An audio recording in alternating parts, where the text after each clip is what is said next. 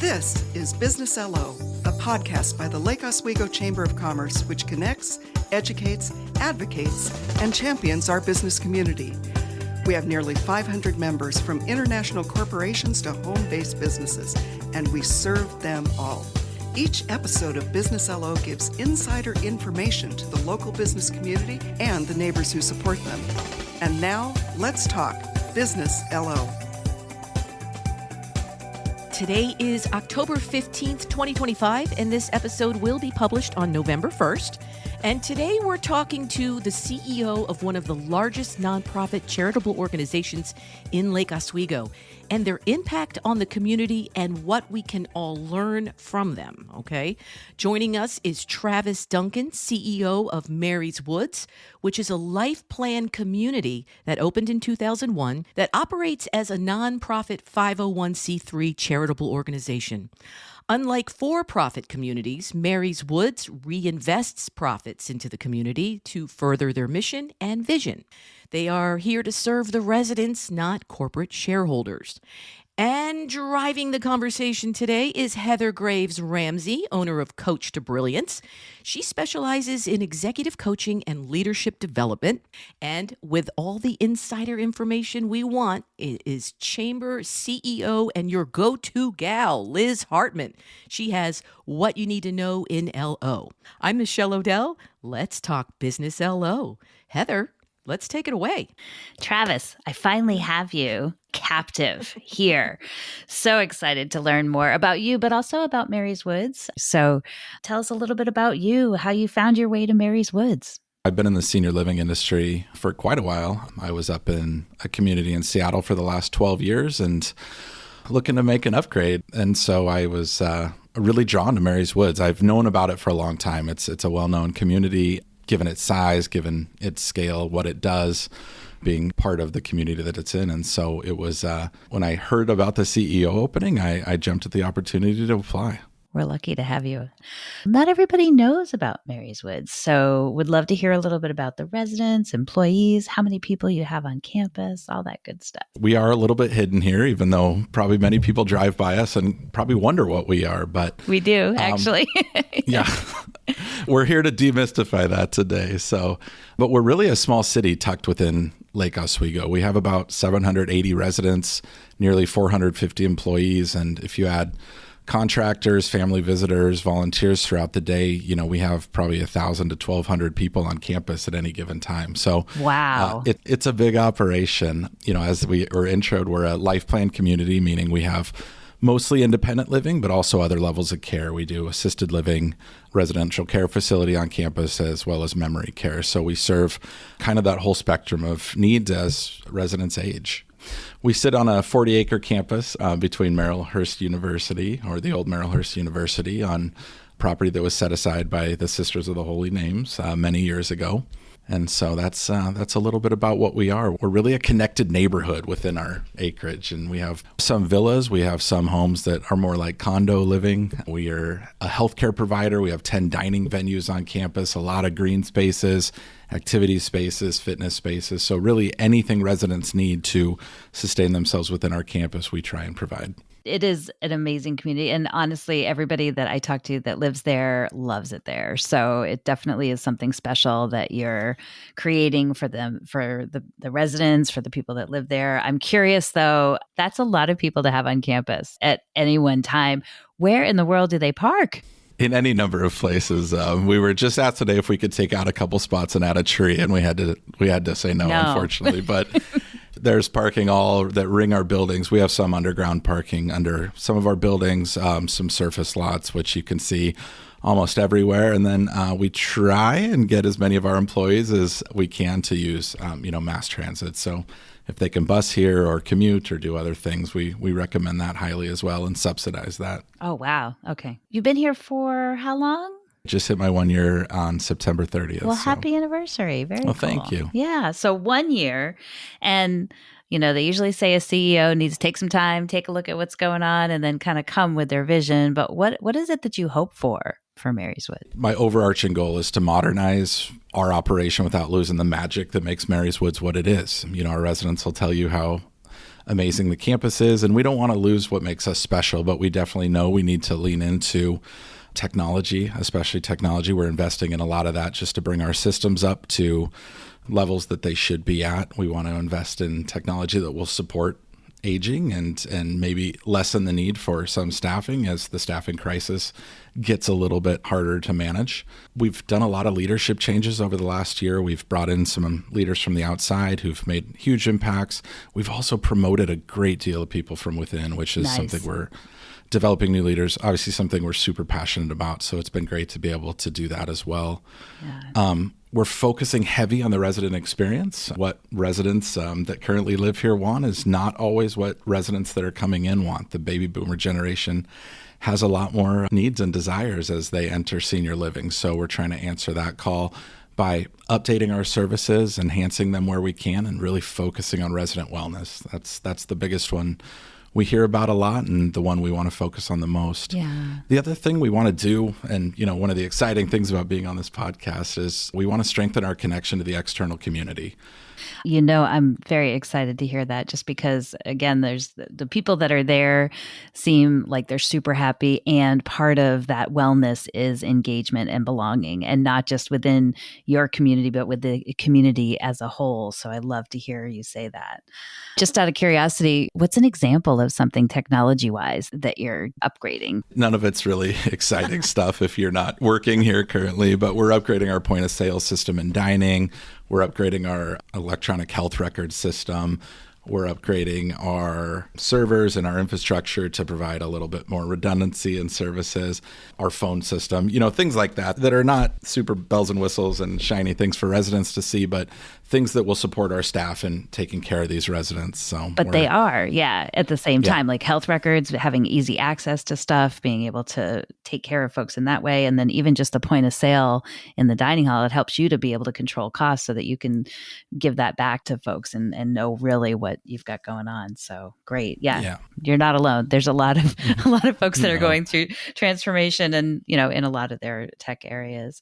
Once we can get through those tech upgrades, those systems, we can really start to look at technology that's going to focus on the resident experience and how to predictive analytics. AI is such a big discussion right now. There's so many things that will enhance the resident experience and really support them in their aging journey that we will get to next round. Yeah. So you got to have the basic needs met first, for sure.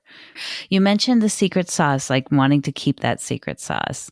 Help us with a little bit around what does that secret sauce look like? Resident engagement's the big one. These residents moved here for a reason, and just listening to them and giving them what they need to be engaged on this campus and to be part of this community is what we want to focus on. We want to be an organization that listens and that reacts fast to those needs and one that really believes in our mission and our culture. So important for us is that we don't want to lose touch with why we were founded and why we're here, which is really to take care of the needs of these seniors, but really our employees and our community and all persons that need our support. Love that.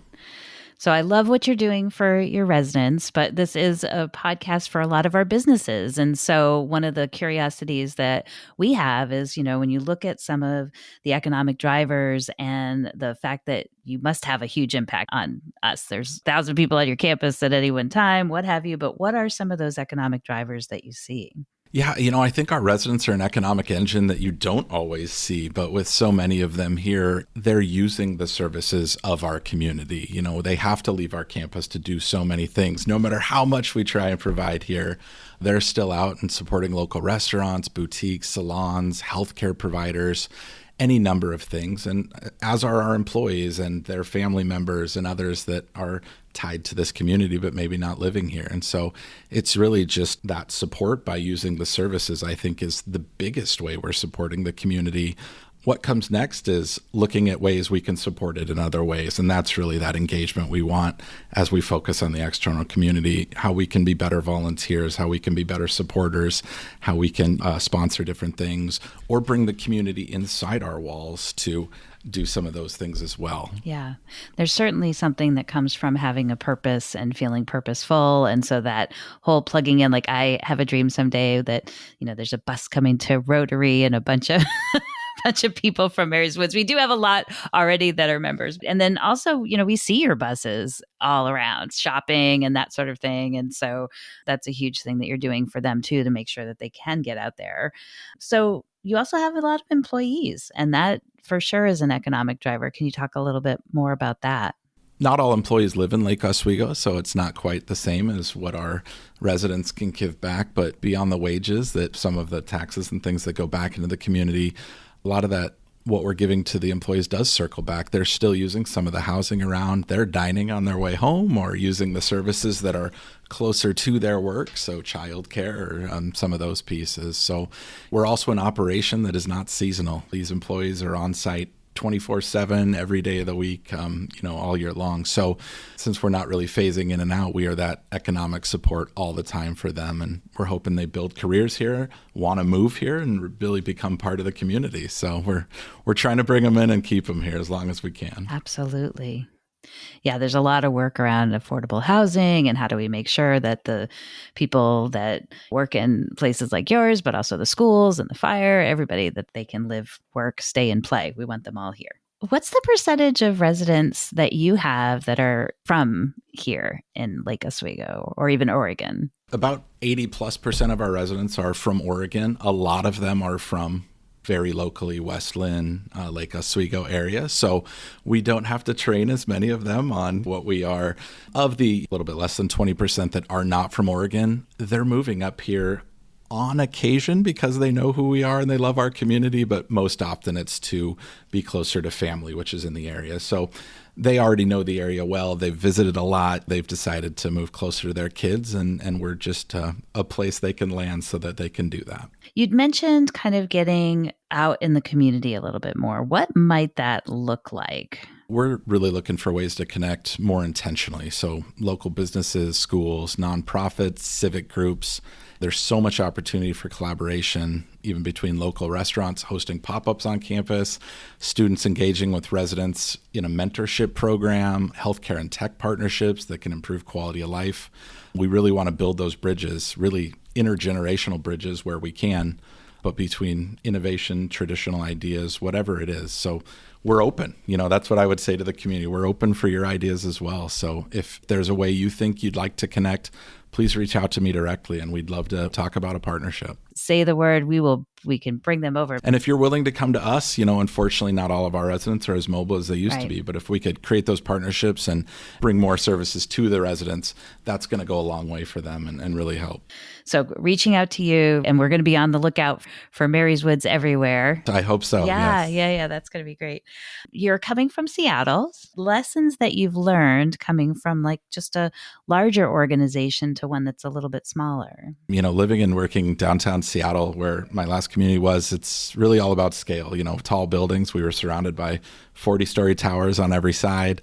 Constant noise. Everything moves really fast. It's impressive, but it can feel really impersonal. Mm-hmm. Lake Oswego is very much the opposite of that. You see the same faces. You can walk down the street and everybody's has a mom or a cousin or an aunt or somebody that lives at Mary's Woods. And so you've made an impact. I think the big lesson is really just that. It's that smaller community means bigger impact. We're able to do more for our community and mean more to our community than you can when you're just one of many in Seattle. You had mentioned like there's a high need for what you're doing. You mentioned that all the different facilities, you all get along because everybody needs something different. And I think that mentality and having that mentality is super important. And I know you and I don't know each other very well, but I've lived in 10 different places over the last 32 years with my husband's work. And I have not found a community that is more open to connecting and thinking more from a abundance perspective versus tightening in. So I love this idea of you guys getting out there even more. But I also think that your mindset is really around this sort of we're better together and let's hone in on how we can make that happen. That's absolutely right. Senior living, all of our occupancy is good. None of us, we might lose a resident here or there to somebody else, and we might get a resident or two from somebody else. But for the most part, all of our communities look and feel a little bit different, and residents choose whichever one really feels, they walk in and they really feel right away which fits them the most. And so we're not competitors. We can partner a lot more than we can compete. And I think that's really special for our industry. Absolutely. What else? What else am I not asking, Travis, that I should be? I mean, just to demystify senior living a little bit, most people see it as the end of something, just a bunch of older generation Americans. Maybe they have that picture in their head of quiet hallways and bingo nights, but it's really not what modern senior living is. It's really a new beginning for a lot of these residents. It's full of energy and curiosity and purpose. It feels more like a small liberal arts college sometime, maybe mixed with a neighborhood coffee shop. There's just constant activity. We have arts and crafts and shows and lectures, live music, fitness, volunteer groups. I mean, if you're here on campus, you're going to see residents everywhere engaging with each other, rehearsing for performances. We have a dance group, which is pretty amazing. So awesome. Our residents are big into civic engagement, obviously, as so many are. And so it's really quite special, senior living. It's not what most people expect if they've never been inside a big life plan community or seen it, but it's a pretty great place to work and to give back to. Yeah. Travis, it was really great to be able to talk to you today. I'm really glad that you're here. And thanks for being a part of the chamber, because it's a fantastic resource. All right. Thank you so much. Yeah. Now it is time for what we need to know in LO. It's that time of year, Liz. I mean, we're getting into the holidays. There's lots of sponsorship things going on. Let's talk. Well, let's start with the big one for November. And the big one in November is the tree lighting. Tree Lighting Festival is the day after Thanksgiving. That will be Friday, November 28th. It is a festival from 3 to 7 p.m., but the big time to be there is at 5:30. Last year, there were more than 5,000 people there. We had great wine tasting going on there. We'll have wine tasting again this year. We have show choirs from Company and Windjammers. The Millennium Concert Band will be there. And who doesn't love to see the Dickens singers walking around in their period pieces from Victorian era? And it has really become quite the festival from 3 to 7. We have 2 silver sponsors so far. On Point Community Credit Union and Lakeside Heating Cooling is coming back this year.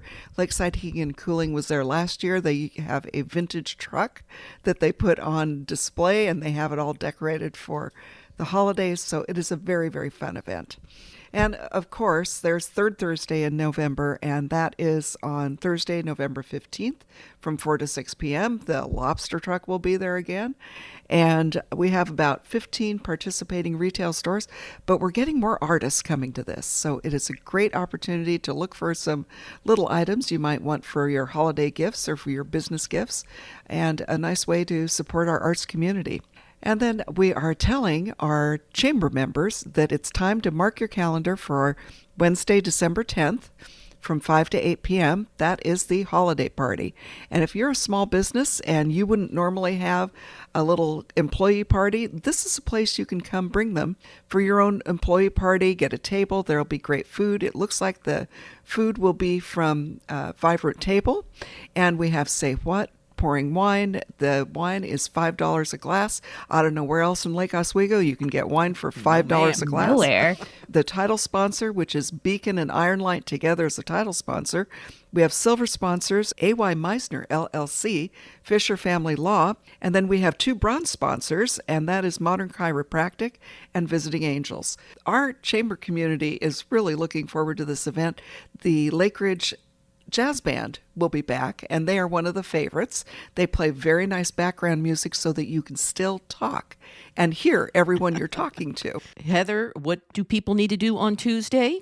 By Tuesday, end of day, you need to have your ballot in the mail. I know all of you have already put it in and you voted yes for the school bond, but if you haven't by chance, you still have an opportunity. It just needs to be postmarked. And if not, you can go down to City Hall and you can put it in the ballot box. But we need your votes, everybody. We cannot be complacent. We got to get those votes out. Very cool. Okay. Well, thank you again. I want to thank our listeners and remind everybody that every day is a Chamber of Commerce Day here in Lake Oswego. The Lake Oswego Chamber of Commerce thanks you for listening to Business LO. We would love to have you as a member so you can help Lake Oswego continue to be one of the best places to live, work, and play. If you want to share an idea for a future episode or become a member, visit us at lakeoswegochamber.com, and please like and follow us on Apple, Spotify, or wherever you get your podcasts. And for help with your business podcast, go to modcastproductions.com.